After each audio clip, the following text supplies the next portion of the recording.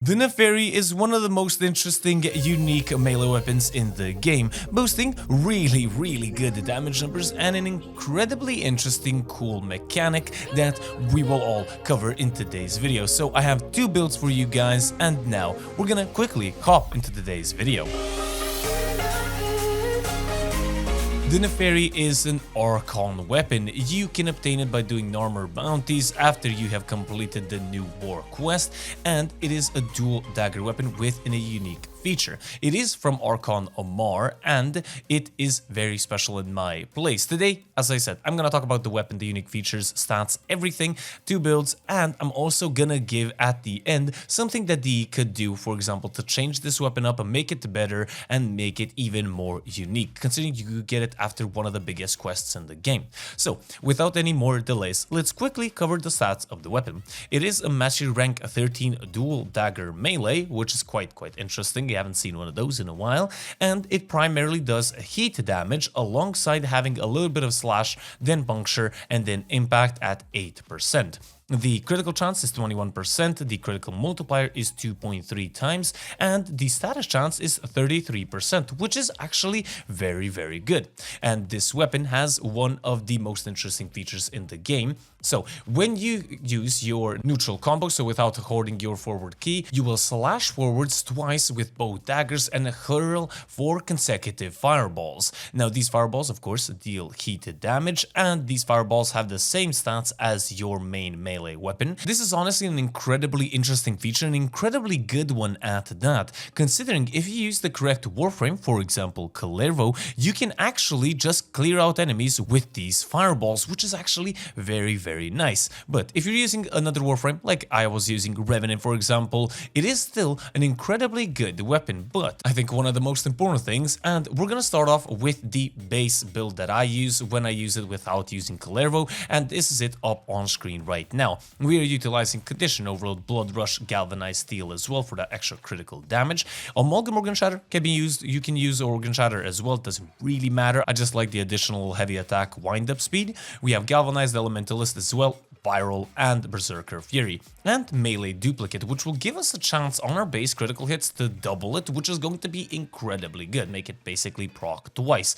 Now, if you don't have Melee Duplicate and you would like to use something else, for example, and maybe you just like using a lot with Kalervo, you can use the second build up on screen right now. This is it. We have put in Gladiator Might for the extra critical damage, but you can use whatever you want. You can even utilize Amar's Contempt, which is going to increase your melee damage by 90% and give you 30% additional slash damage. And also, it can teleport you to a target within 10 meters on using a heavy attack. So this could be quite a good feature as well that you can utilize, quite an interesting mod that you can utilize if you would want to. And I did forgot to say, melee exposure, we get additional corrosive damage on our melee strikes, which helps you out a lot, so trust me on that. Nonetheless, considering we are utilizing Condition Overload, we do want to talk about the primers of choice. Here, I primarily utilize the Epitaph Prime. I switch it out sometimes, but the Epitaph Prime build is up on screen right now. You can use it with the normal Epitaph as well. You're gonna proc loads of status effects with this, especially with secondary and cupboard, procking even more random ones.